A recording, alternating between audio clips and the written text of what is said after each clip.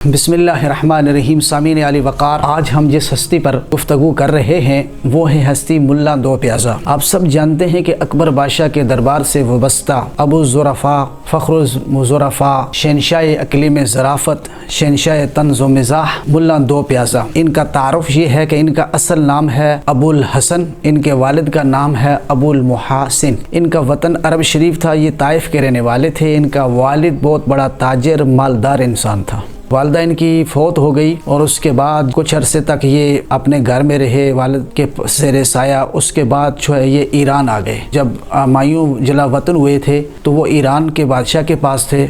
वहाँ इनकी मुलाकात हुमायूं से हुई। हुमायूं इनको हिंदुस्तान में लेकर आ गया। हिंदुस्तान में ये अकबर बादशाह तक पहुँचे। ये अबुल फ़ज़ल फ़ैज़ी के ज़रिए जो है इसका दरबार अकबरी के साथ ताल्लुक़ हुआ। बड़े ज़रीफ़, बड़े ज़हीन, बड़े जुमले बनाने वाले और खुश तबा ज़रीफ़ तबा इंसान थे। अपने दौर के बेमिसाल इंसान थे, नाबगाए रोज़गार थे। तो अकबर बादशाह के दरबार में इनकी जब रसाई हुई उसके बाद इनको चार धागे आलम में शोहरत मिल गई। हिंदुस्तान के जो तज़किरे हैं, अकबर के दौर के जो तज़किरे, मुल्ला अब्दुल कादिर बदायूनी ने इनका ज़िक्र अपनी तारीख़ में नहीं किया। ये बड़ी सितम की बात है कि इतना पॉपुलर और मशहूर आदमी है, उसका ज़िक्र बड़ी बड़ी किताबों में नहीं मिलता। छोटे छोटे रिसालों में इनका ज़िक्र खैर मिलता है। इनकी विलादत हुई है 13 रजब 946 हिजरी में।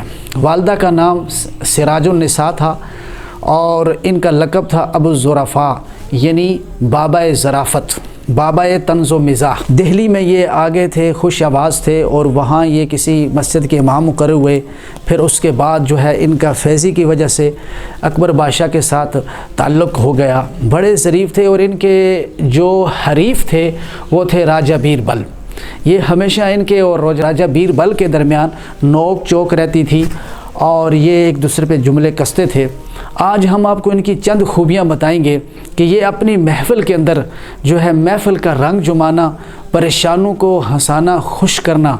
कहा जाता है ना कि हंसी जो है ये इलाज गम है, तो इनके पास ये मुआलजा गम था। ये हर बंदे का दुख, हर बंदे का जो है परेशानी जो है उसको समझकर ऐसी बात करते थे कि इंसान का दिलो दिमाग हल्का हो जाता था और इंसान मुस्कुराता था। मुस्कुराहट से इंसान हल्का हो जाता है, हशाश बशाश हो जाता है। एक दफ़ा अकबर बादशाह अपने दरबार में आए तो दरबार से जब वापस हुए तो उनके साथ उनका बेटा भी था। तो अकबर ने जो चोगा पहना हुआ था, गर्मी लगने लगी तो वो उन्होंने उतार के मुल्ला दो प्याज़े के कंधे पे रख दिया। तो वालिद को देखा देखी जो है अकबर के बेटे ने भी जो है अपना चोगा उतार के जो है वो मुल्ला दो प्याज़े के कंधे पे रख दिया।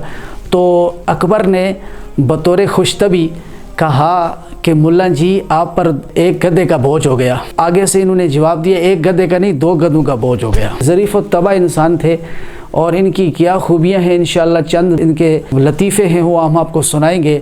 आज इनका आखिरी लतीफ़ा हम ये सुनाएंगे। अकबर बादशाह ने एक दिन सवाल किया कि मेरे मुल्क में कितने कौवे हैं। इन्होंने कहा कि आपके मुल्क में 50,489 कौवे हैं, और तो कोई ना जवाब दे सका। इन्होंने जब ये जवाब दिया तो अकबर ने पूछा आपको कैसे पता चला। उन्होंने कहा बादशाह सलामत गिनती करवा लें, शुमारियात करवा लें, अगर ज़्यादा निकले तो इसका मतलब ये है कि यहाँ हिंदुस्तान के कौवों के जो रिश्तेदार दूसरे मुल्क के कौवे हैं वो इस मरतबा ईद पर इनके पास आ गए, और अगर कम निकले तो ये ईद पर इस मरतबा उनके पास चले गए। तो तादाद बराबर है। देखते रहिए SSTV। वमा तौफीक़ इल्ला बिल्लाह।